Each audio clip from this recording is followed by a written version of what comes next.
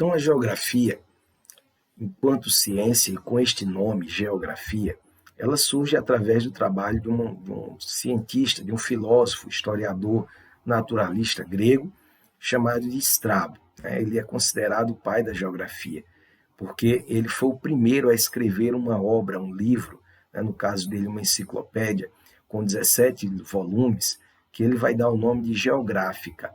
Está escrito aí numa forma antiga, do grego, e essa obra do Estrabo, ou Estrabon, como vocês podem encontrar em alguns livros, talvez até no livro de vocês, ele descrevia suas viagens, sua experiência pelo mundo. E apesar de muitos equívocos, é claro, pela época, ele registrava esses seus estudos e essa obra que ele escreveu passa a dar nome ao que seria uma nova ciência. Os gregos, assim como os romanos, viajavam bastante e tinham essa necessidade de conhecer e descrever tudo aquilo que eles viam. Então, Estrabo, assim como outros gregos em suas viagens, tudo que ele via, ele descrevia, ele anotava, olha, em tal lugar, a noroeste de tal ilha, nós vimos uma montanha, nessa montanha tem rios, o nome do rio é tal, ele desce por tal direção até chegar no Mar Cáspio, ou até chegar no oceano, e ele diz que o clima desse local é assim, assim. Ele fazia uma descrição, ele não explicava nada. A geografia hoje ela tem um caráter explicativo. Antigamente ela tinha apenas um caráter descritivo. E essa geografia que a gente se depara geralmente no ensino fundamental, apenas descrever, ou como vocês chamam popularmente, decorar. Qual que é o nome do rio tal, descreva o relevo de tal lugar, descreva o clima de tal lugar. Isso era a geografia antiga. A geografia moderna, enquanto ciência, ela é muito mais explicativa do que descritiva. Mas na época do Estrabo, ela era meramente descritiva.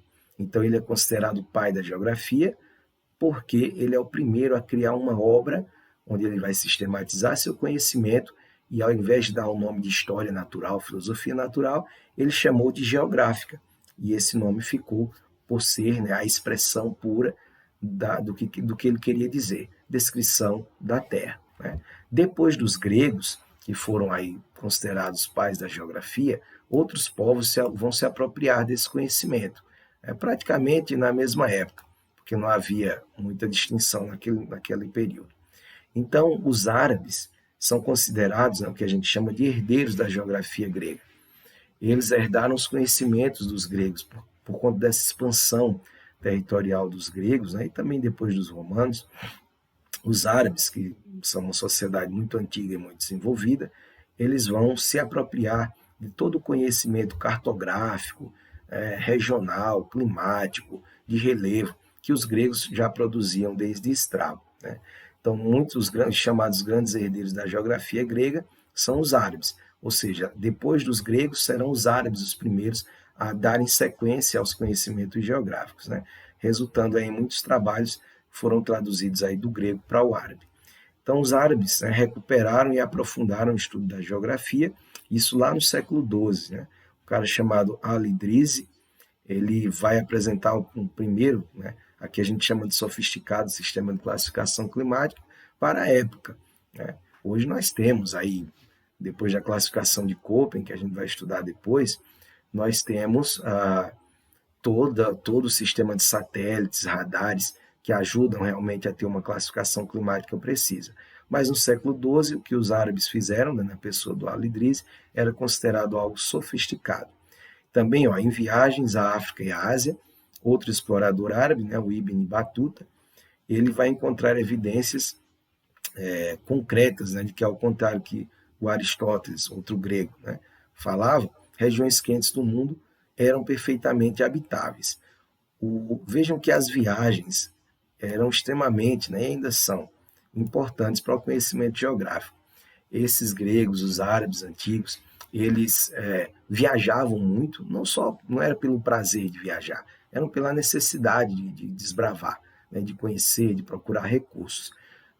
Então, eles tinham essa capacidade de colocar no papel, de escrever tudo o que eles viam pelo caminho de suas viagens. Então, isso era a geografia que se fazia naquele momento. Então, como a gente citou aí o Al-Idris e o Ibn Battuta, eles vão trazer novos conhecimentos. Dentre eles, essa ideia de que terras muito quentes eram perfeitamente habitáveis. Né? O Aristóteles, em seus estudos de geografia na Grécia Antiga, ele dizia, olha, é impossível habitar o deserto, por exemplo, o deserto Saara. Talvez você não possa habitar da mesma forma que eram habitadas as ilhas gregas, mas os viajantes árabes, eles vão, em suas viagens, descobrir locais excepcionais para o desenvolvimento de sociedades. Tanto é que hoje todo o Oriente Médio, né, a Península Arábica, é extremamente rica, habitada e desenvolvida. Beleza?